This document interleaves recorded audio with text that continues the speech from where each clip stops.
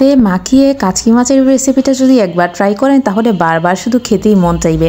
কাচকি মাছগুলো ভালো করে ধুয়ে বেছে তার মধ্যে দিয়ে দিলাম বেশ খানিকটা গোটা পেঁয়াজ এবং রসুন, তার মধ্যে কাঁচা মরিচের মধ্যে হলুদ, লবণ এবং আপনি চাইলে শুকনো মরিচও দিতে পারেন, গুঁড়া মরিচও ইউজ করতে পারেন। এর মধ্যে বেশ খানিকটা সরিষার তেল দিয়ে সুন্দর করে হাতে মাখিয়ে এটা মোটামুটি 10-15 মিনিট রেখে দিলেই কিন্তু অলরেডি রেডি হয়ে যাবে।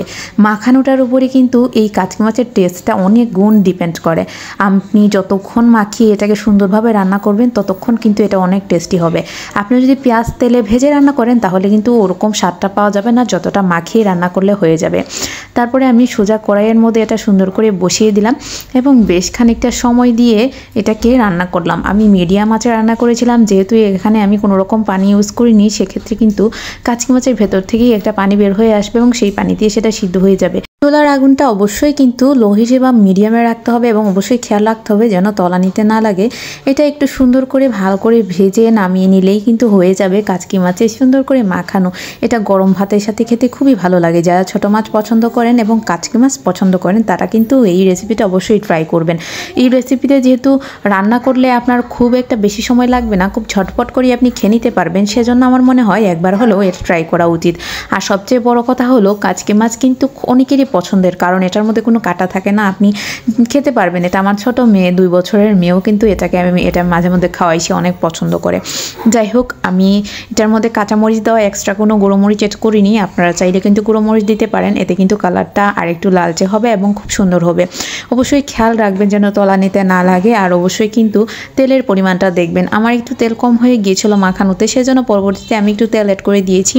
এবং এটা আপনি যত বেশি মেখে সুন্দর করে রান্না করবেন তত বেশি কিন্তু এটা টেস্টি হবে।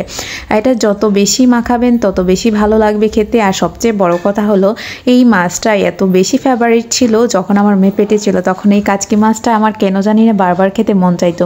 বিশেষ করে যারা গ্রামের একদম ফ্রেশ মাছ খেয়ে অভ্যস্ত তারা কিন্তু অবশ্যই মাছ মেরে এনে এই রেসিপিটা অবশ্যই ট্রাই করবেন। আমি এই রেসিপিটা শিখেছিলাম আমার দিদিমার কাছ থেকে। আমার দিদিমা খুব সুন্দর করে রান্না করতেন, আর যে কোনো রান্না উনি খুব সুন্দর মাখিয়ে করতেন, সেটা হোক মাংস বা হোক যে কোনো ছোটো মাছ। আগে ভালো করে মাখিয়ে রেখে দিতেন, তারপরে মাছ ভাজির ক্ষেত্রেও দেখতাম যে সুন্দর করে মেখে তারপর রেখে তারপর এটাকে হালকা আঁচে ভেজে নিতেন। যাই হোক, আমার খুব ভালো লাগে এরকম রান্না করতে। আমার রান্নায় যদি আপনাদের মনে হয় যে কোনো রকম সমস্যা আছে অবশ্যই একটু জানাবেন। আর সবচেয়ে বড় কথা হলো অনেকেই অনেক রকম কথা বলতে পারেন, কিন্তু বিশ্বাস করেন ভিডিও শ্যুট করতে কিন্তু অনেকটাই কষ্ট হয়। সেই ক্ষেত্রে কিন্তু আমরা অবশ্যই এই জিনিসটা খেয়াল রাখবো যে আমরা রেগুলার কন্টেন্ট মেক করি। দয়া করে 1 মিনিট প্লাস ভিডিও, 1 মিনিট সময় নিয়ে ভিডিওটা দেখে তারপর আমরা ভিডিওটা স্কিপ করার চেষ্টা করব।